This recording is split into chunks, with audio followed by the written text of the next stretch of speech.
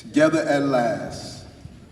For 2 years, we have lived in an alternate version of our city, separated from friends, families, and colleagues, worried about going to school, to work, about staying healthy, and our fear was justified. We saw over 40,000 of our fellow New Yorkers die of COVID-19. This pandemic was a mass tragedy unlike anything we have experienced in modern era. But New Yorkers never faltered. We adapted, we improvised, we looked out for each other. We endured despite the fear, the trauma, the uncertainty, and the heartbreak. We kept going. Because every New Yorker knew in their hearts that our city will come back. It's already happening. I can feel it everywhere I go. The state of the city is strong. Because New Yorkers have never been stronger.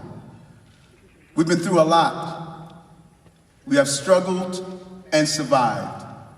After 2 years, we are ready to be together again, reunited, and it feels so good.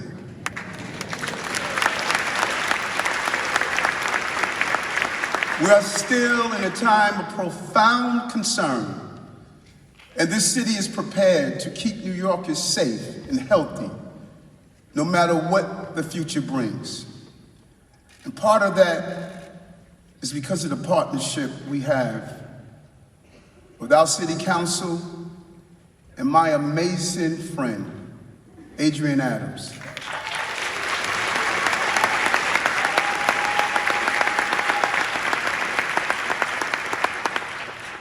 We were high school students together. You and I both lost our mommies this last year. They're looking down on us, and they're telling us, you got this, baby, you got this. I thank you so much. Adams & Adams Law Firm is going to bring us through this. But we have always known that our city would never be defined by the tragedy. The spirit of New York City will always prevail. We saw that spirit in the millions of essential workers and city employees who kept us going throughout the pandemic. We saw it just 2 weeks ago when a gunman attacked our subway. Transit workers, first responders, police officers, and everyday New Yorkers took action to save lives and apprehend the suspect. I want to thank all of you, especially those who are here today with us. Please stand up.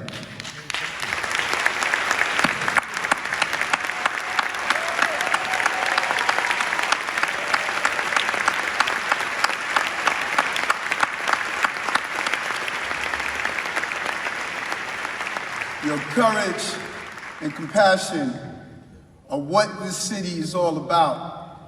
They sustained us through the first 100 days of this administration. And courage and compassion are what we need to rebuild this city going forward. This is the way President Franklin Delano Roosevelt chose to lead, and his example inspires me. In the years after the Great Depression, America faced a cascade of crises not unlike what we are experiencing today. Then, just as now, there was no easy solution or quick fix. FDR, like ELA, understood that people needed an honest reckoning of the problems and bold plans to solve them. That is what I intend to deliver for my fellow New Yorkers. The truth is, these first 100 days were not easy for our city. We have been tried and tested by some of the most historic difficulties and urgent crises this city has ever gone through. The pandemic has hollowed out our economy and threatened people's livelihoods, stability, and mental health.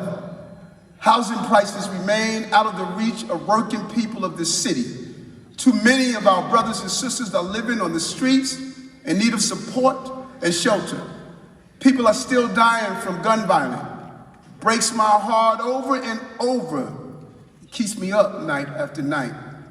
New Yorkers have a right to be angry, a right to expect more, to feel safe, to be safe, to know that your city is looking out for you, your family, and those in need.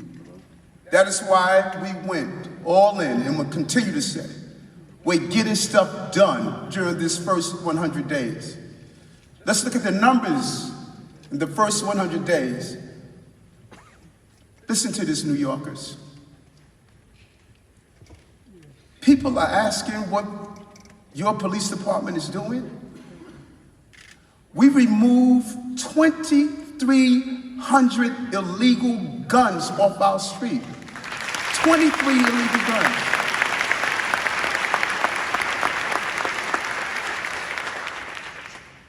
And so when you hear people say, we don't need our police, let me tell you right here and right now, I will support my police and we will make our city a safe city.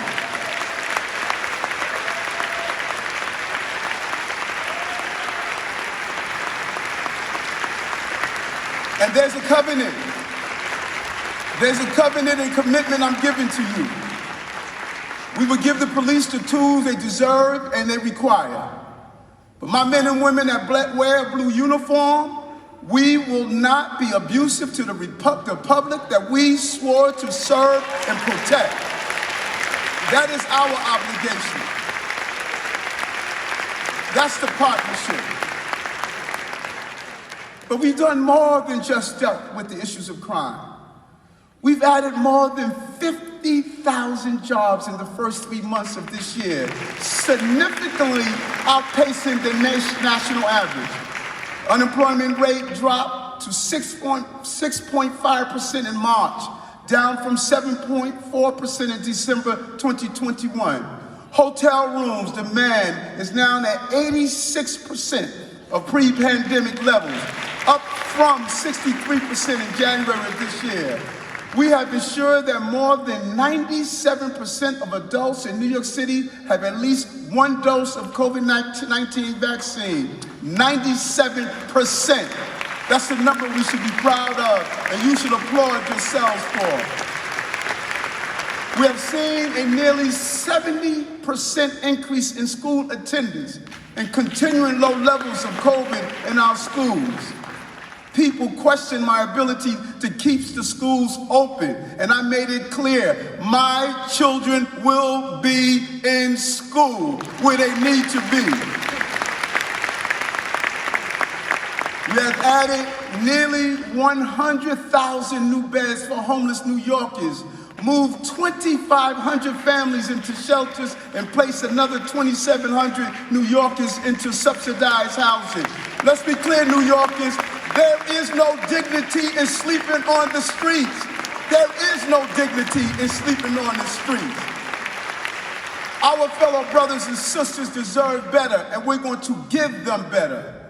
But this is only the start of our efforts to revitalize and rebuild this city. Now is the time to look to the future. To get there, we need a vision, one that we can all share in. My vision of our shared future is this: a city of safety and abundance with jobs, housing, and care for all. A city where our children can play, breathe, and thrive, where education embraces the whole child and supports our families.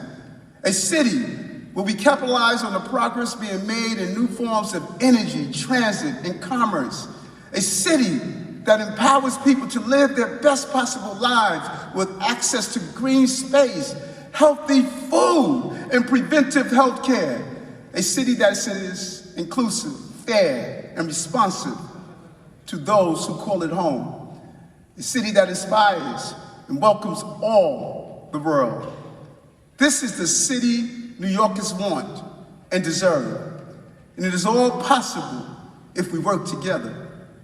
There are four main areas that we will focus on as we go forward: protecting our people, growing our economy, uplifting our youth, and building our infrastructure. Our new budget reflects those values and provides for them. This budget puts people, especially those who have often been left behind, front and center. Success won't be measured by how much we spend, but how much we accomplish. First, some good news. Despite the massive shocks to our system in the past 2 years, our city enters fiscal year 2023 on strong financial footing. This is the result of effective planning and fiscal responsibility. Earlier this year, we achieved a savings of almost $2 billion across 2 fiscal years through our successful program to eliminate the gap, your tax dollars. Since we released this preliminary budget in February, we have also seen an increase in revenues and found opportunities to roll federal funds into the next fiscal year.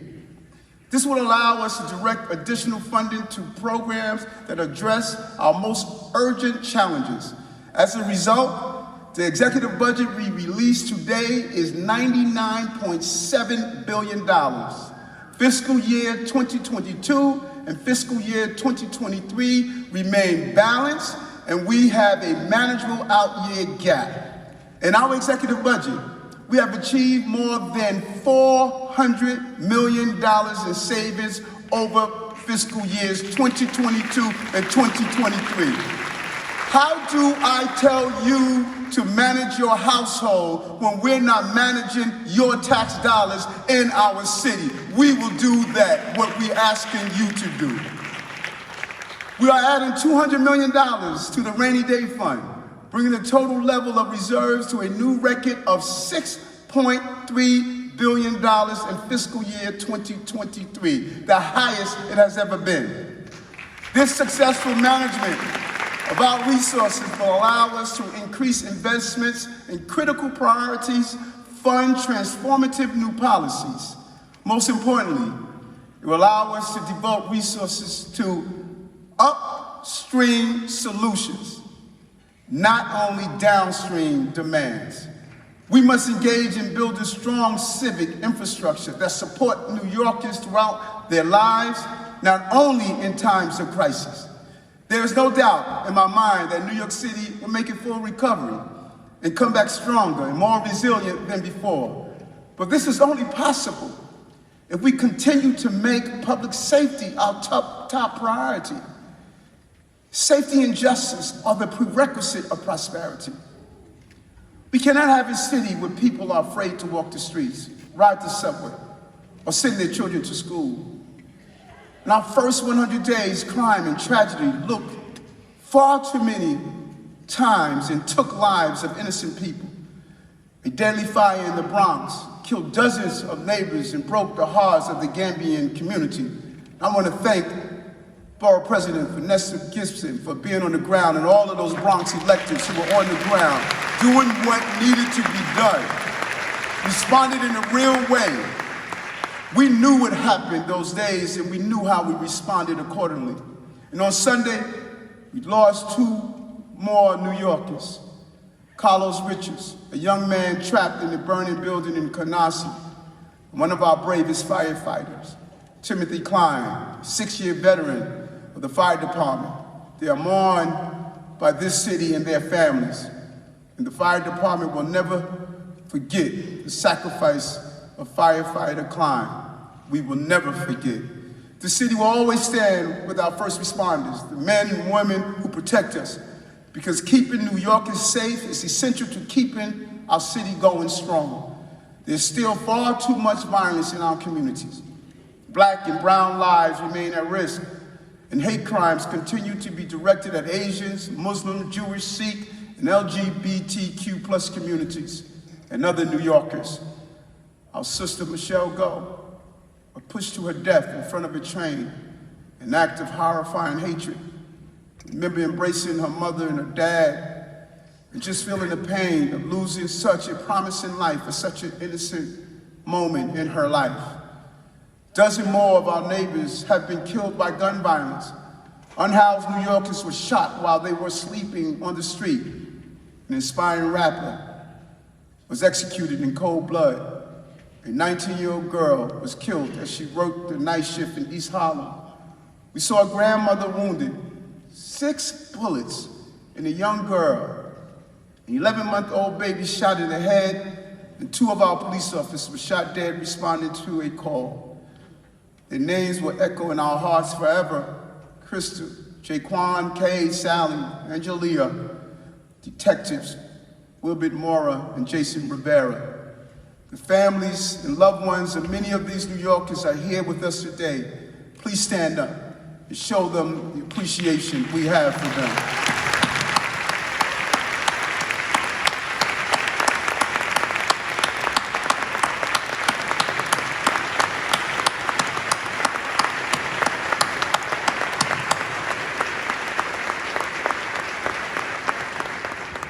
And I want to speak directly to you. I can only imagine the loss you feel and the pain you live with. But I will not rest until we have addressed the conditions that led to that loss. We will do what is necessary to make all of our communities safe. You have my word as a former police officer, a fellow New Yorker, and as your mayor.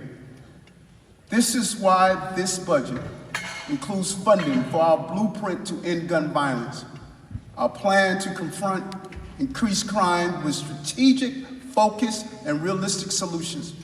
The plan ensures the NYPD is laser focused on apprehending the small number of individuals responsible for the majority of gun trafficking and shootings in our city. And we are not going it alone. Together in partnership with President Biden, Governor Hochul, and law enforcement agencies at the local, state, and federal level, we are working to cut off the flow of illegal guns into our city and crack down on repeat offenders. We're also funding a subway safety plan designed to provide our city with a transit system that's safe, reliable, and clean. And yes, it is essential that we empower our police officers and focus on the downstream impacts of crime and disorder. But what often gets less attention are the upstream solutions. These investments we are making in our most vulnerable brothers and sisters will help keep them and our entire city safe. Because public safety is not just about police, it's about people. That is why this budget includes $55 million to expand the Be Heard program, which stands for Behavioral Health Emergency Assistance Response Division. There are teams of EMTs and mental health professionals that respond to 911 calls involving mental health issues. This is not my idea, this is your idea. You told me you needed this, and I heard you, and we put it in the budget and expanded it. Not every emergency call needs the police. Be Heard teams de-escalate tense situations and connect people in crisis to the care they need. You know I did something right because Jamani stood up and applauded me.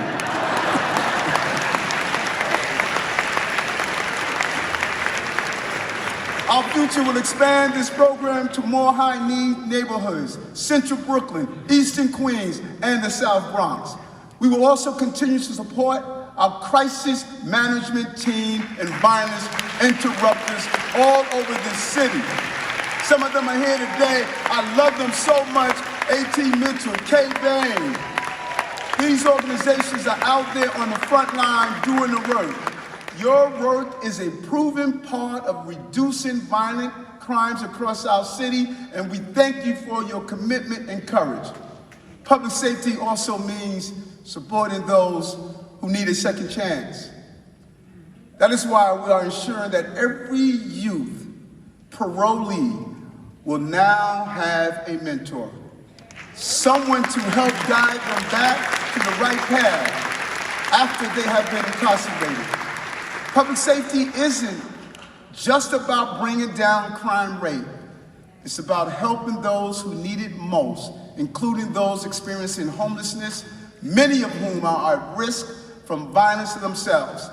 That is why we are investing more than $170 million in 1,400 new beds at safe havens and other facilities designed to serve those who have the hardest time moving in traditional shelters.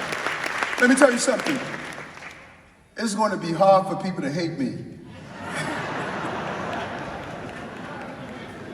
Because we are listening to those who have been on the ground.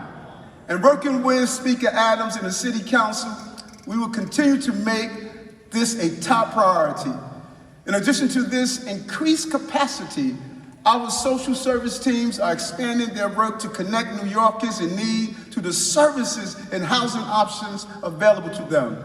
Because it isn't just about building more shelters, it's about building trust. This is the work so many in our city have done. And today I want to thank some of the individuals working every day to deliver housing and hope to those who need it most. My brother Shams the Barry. Where's Shams? Thank you. Thank you. Thank you. Formerly homeless, taking your pain and turning it into purpose and making sure that other people are not experiencing that same pain. Thank you, thank you, thank you, thank you, thank you. And Rob Robinson, also here. Please stand, Rob. Thank you. Making sure that our brothers and sisters who have lived through homelessness have a voice in our city. Keeping New Yorkers safe is the key to economic recovery. But we must also use this moment to reimagine our economic system to promote equity and address long-standing problems and historic injustices. Make no mistake, we must restore the major drivers of our city's economy, including the central business districts that have been critical engines of success for centuries. We are making big investments in the cleanliness and safety of our streets and supporting our businesses in Midtown and Lower Manhattan. And we're looking at all of our commercial corridors in every borough. But we will not stop there. Our executive budget includes significant investments in jobs and opportunities across the city, including more than $140 million for major new capital investments in Hunts Point in the Bronx. Thank you, Councilman Salamanca, for bringing this to our attention and doing what's right.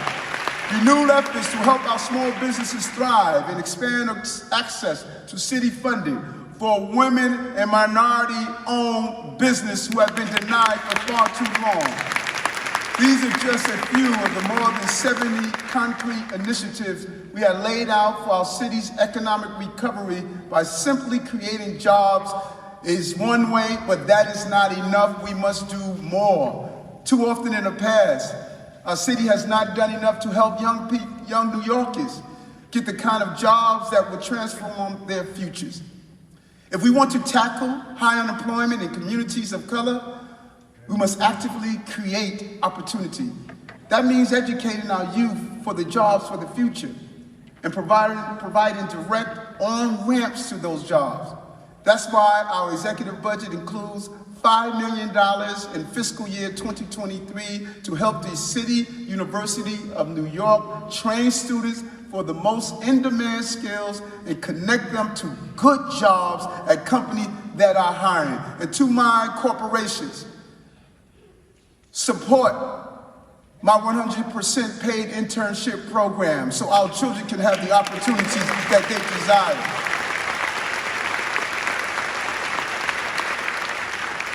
We're going to see the partnership with some of the largest employers in our fastest growing sectors, including life sciences, green jobs, tech, and advanced manufacturing. That is what we mean when we talk about upstream solution. It also means investing in economic ecosystem where New Yorkers can access all the ingredients for jobs, innovation, and economic opportunity in one place. The process is already underway all over the 5 boroughs in Manhattan. We're expanding the fast-growing life sciences, and healthcare hub in Kips Bay. Thanks so much, Deputy Mayor Maria Torres Springer, for your vision in this area, getting it right. Today we are announcing that the city will be working with Taconic Partners, Divaco West, and NYU to build new space on First Avenue for cutting-edge research, workforce training, and new startups. A child from Brownsville will learn the skills so he can go to Manhattan and be employed in the new science that's facing our city and our country. We are also helping to bring more lab space online at the Alexandria City Center, which has anchored our local biotech industry for over a decade. Together, these two projects will nearly double lab space in Kips Bay and further establish it as the hub for life sciences in our city. Meanwhile, at the Brooklyn Navy Yard, we continue to grow emerging tech and manufacturing companies and connect young people to those opportunities through the Brooklyn STEAM Center, an amazing initiative. Our working waterfronts in Sunset Park and Staten Island, we are establishing New York City as a global offshore wind hub to power our future and create thousands of jobs. And across the water, on Governor's Island, we are building a new academic campus. It will become Fantasy Island. We're going to do the research and test climate solutions for New Yorkers and the entire globe. To support this hub of opportunity, the executive budget also includes new funding to expand ferry capacity at Yankee Pier so that more New Yorkers can access the 7,000 jobs and educational opportunities we are creating on Governor's Island. Because our economy is not some abstract concept, behind every job is a worker who's driving our city into the future. That's why we must also recommit to protecting our city workers and support labor. Unions across our city. Union power is people power. It keeps New York City going strong. I know what it's like to put on a uniform and work a shift in the services of others. And my administration is going to make sure our union members get the wages, the rights, and care they deserve. That is why it is in my first 100 days, we delivered raises for essential gig workers. And it's why we are going to continue to stand in solidarity with people and unions working in this city. New York City is the largest union town in America. And just a few weeks ago, this union town got even bigger thanks to our brothers Chris Smalls and Derek Palmer, who successfully led the effort to unionize Amazon. Up, stand up. Thank you. Thank you. Thank you.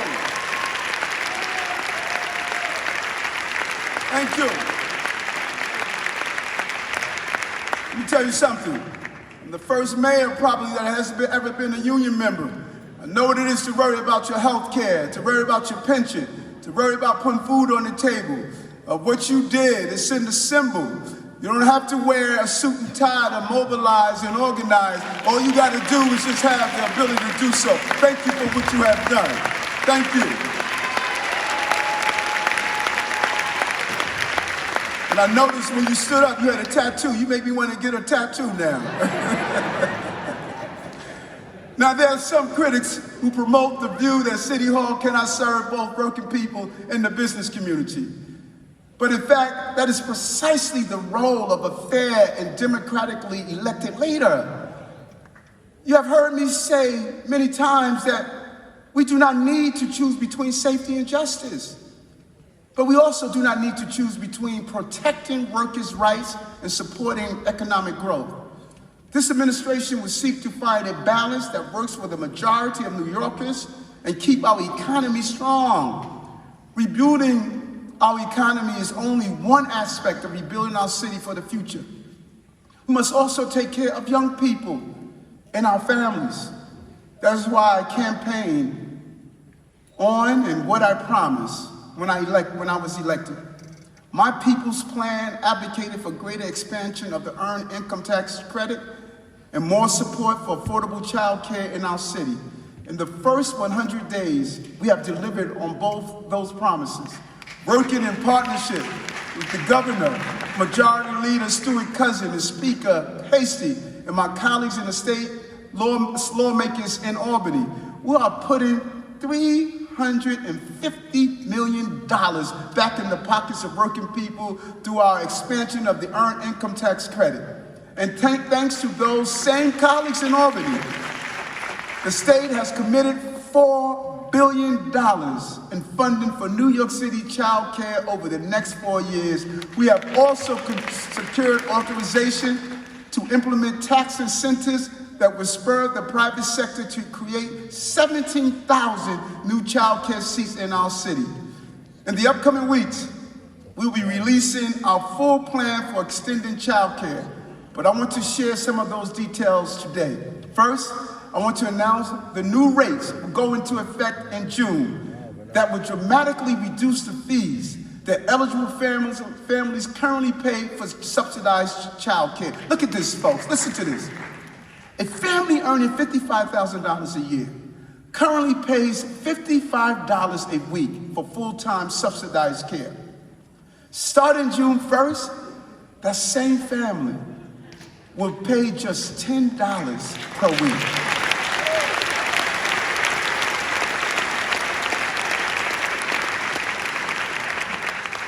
Can you imagine that additional dollar? We're also ensuring that families who have been waiting for child care get access to this critical support, and that families in communities with the greatest need will get priority. We have already begun reaching out to families on the city's child care voucher wait list and plan to connect with every family on that list by September. We know that working parents don't have time to navigate the complex bureaucracy to get child care, and we are going to make sure that city government works for them, not that they should be working for city government to get it done. That is why I'm proud to announce that the first major feature of our new My City web portal will be a unified application process for all subsidized child care options offered by the city. Making quality care more accessible will change lives, help our economy, and support our children and families. It is a responsibility that too often falls on the women of the city. A story I know all too well. Watching mommy having to work 2 jobs while raising my 5 siblings and me. The work of care is the work of life. It is essential work, and we're going to treat it that way. In addition to our commitment to affordable child care, the budget we released today includes bold new initiatives that will support our students and improve our schools. So proud to have Chancellor Banks as part of the team of what we're doing. Good friend, good colleague, and a good leader. While all New Yorkers were impacted by the pandemic, our children and students are still feeling the effects of 2 years of grief, trauma, and learning loss.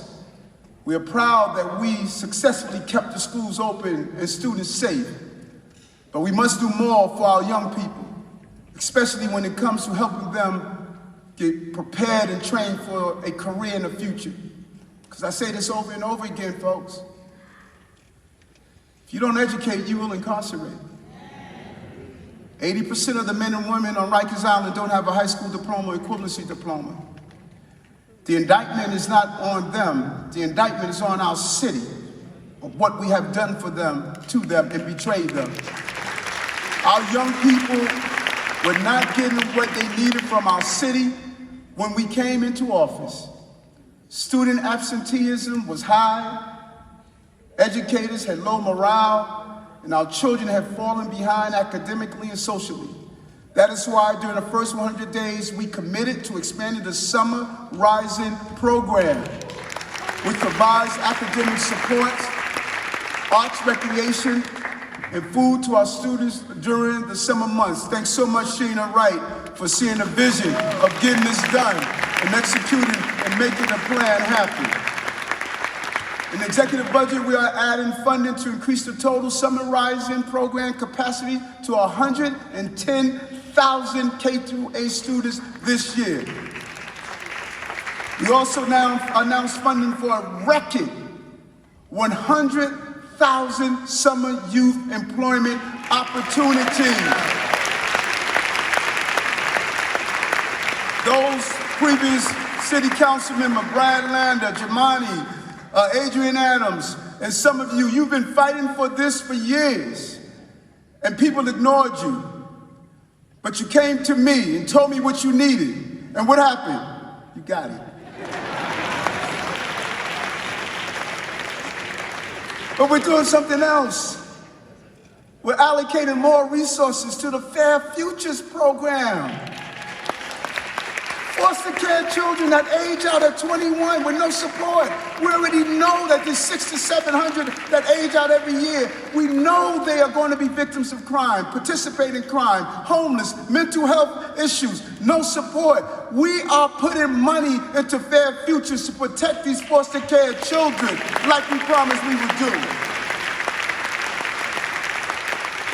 And we are expanding our gifted and talented program to reach every district.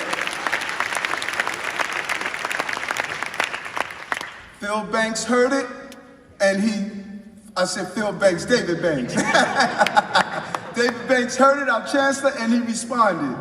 Every school district, it's easier for families to access this program by providing 2 entry points, both kindergarten and 3rd grade. This is how we raise the bar and deliver opportunities for students in all 5 boroughs. The budget we released today also includes more resources for our young people who are most in need. I know from my own life the challenges that a learning disability creates for a child and how they can be overcome with early diagnosis and the right support. That's why we will be directing $7.4 million in funding dyslexia screening sites and literacy programs across the city over the next 3 years. We will also invest $11.2 million in our bilingual education program so that every student has a pathway to multilingualism, and work to ensure the food we serve our students support their developments and build lifelong healthy habits.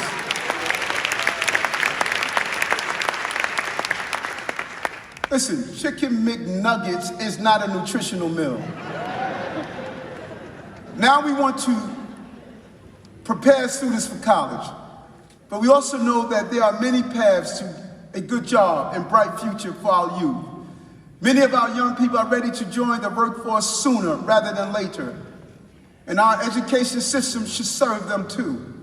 4 years of college may be the right choice for some, but we must invest in a full and fair range of career training for our youth and actively connect them with jobs and other opportunities upon graduation.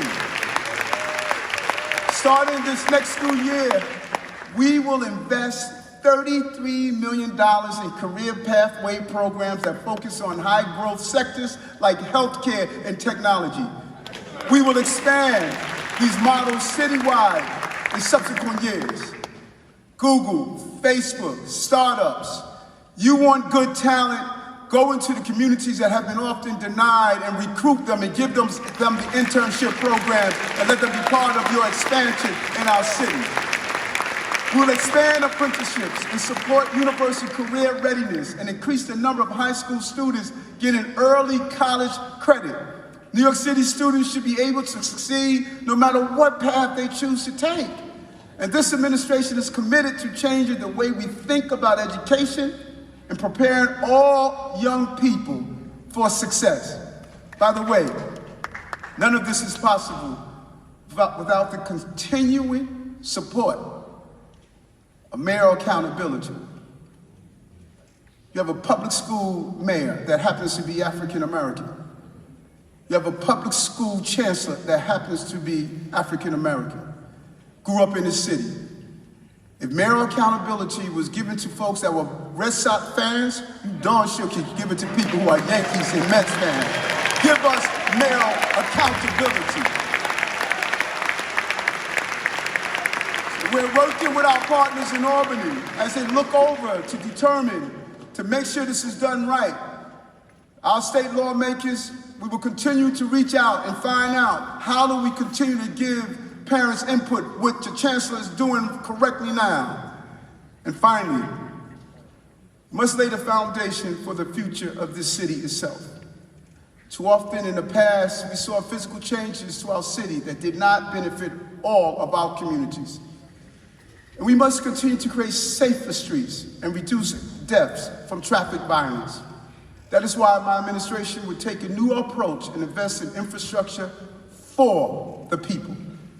We have used this first 100 days to build a safer, more accessible, sustainable city, including starting work to improve 1,000 intersections to increase safety with better traffic signals and raised crosswalks, working to complete physical barriers along 20 miles of established bike lanes, committing $75 million to expand the Fair Fares discounted MTA rides for programs and make it permanent, not each year trying to figure it out. Thanks to our speaker, this is something we're going to make permanent. Breaking ground in over 100 porous park projects across the 5 boroughs and completing a $50 million sewage and water main overhaul in Southeast Queens to protect homes and streets from chronic flooding.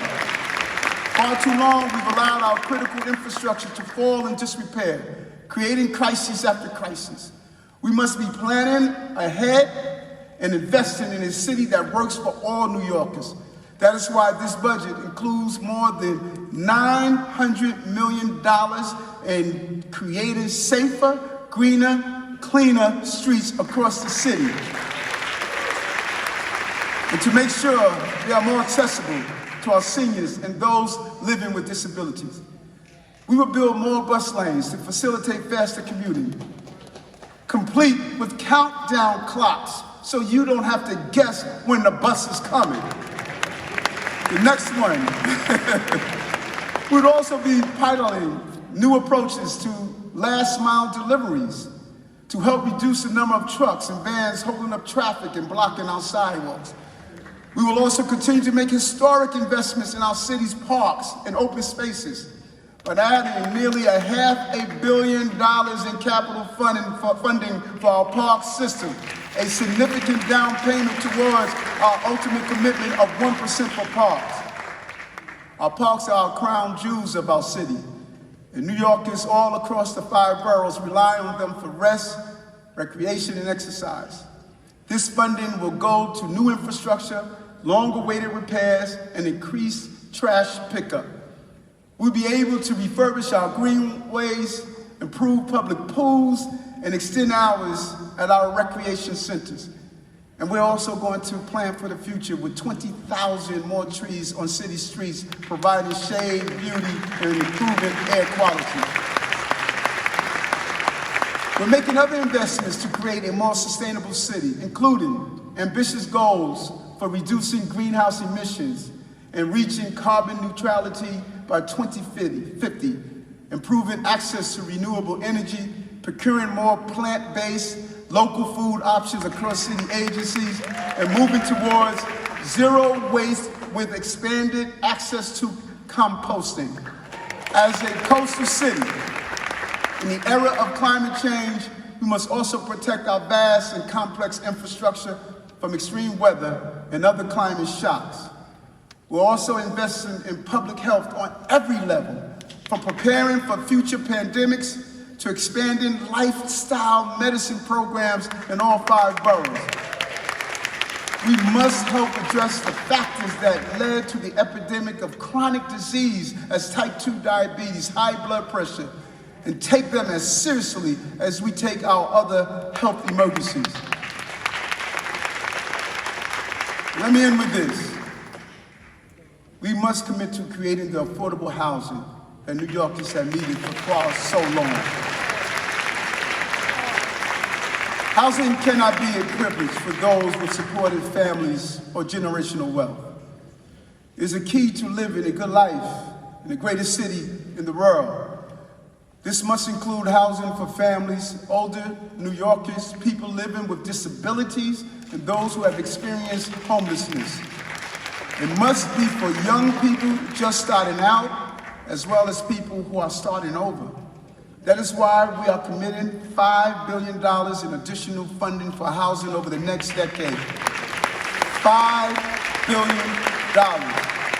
This is the biggest housing investment in generations, and it would impact many generations to come. This money will help make critical repairs at NYC, subsidize those who need help staying in their existing homes, and build more deeply affordable housing for the entire city. Thank you, Jessica Cass, my Chief Housing Officer, for having a real vision. In the upcoming weeks, we'll be releasing a detailed blueprint for housing and homelessness based on the input of our city top experts and everyday New Yorkers.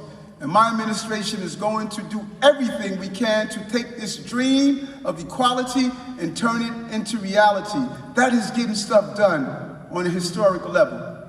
And these efforts are just the beginning. We will continue to transform our city through good government and responsive leadership. And it all comes down to this: safety, jobs, schools, and housing. Sounds simple, radically practical, but it is the work of many hands, many minds, and many years. And there's no better place to begin than right here. Truth be told, the American dream has always started in New York City. And this is no exception. We're the only country in the globe where dream is attached to our name. There's no German dream, there's no French dream, there's no Romanian dream. There's only an American dream. And we must make sure that dream is reality for everyone. We have the most talented, adventurous souls anywhere on the earth. They're right here. Over 400 years, we have turned this small port town into the global commerce center, the universe of art and diversity. From skyscrapers to subways, our wildest dreams have become the world's everyday reality. And now, we're 100 days into starting a new chapter in New York City's history. This is the part where we find the compassion to help and house and educate everyone. The wisdom to put aside those old arguments and embrace our newfound unity. And the courage to work together in solidarity. We don't have to agree with each other all the time. I don't agree with myself all the time. But we have to agree that we have to live together to build a city of hope, equity, and justice. A city that would light the way and lead the nation.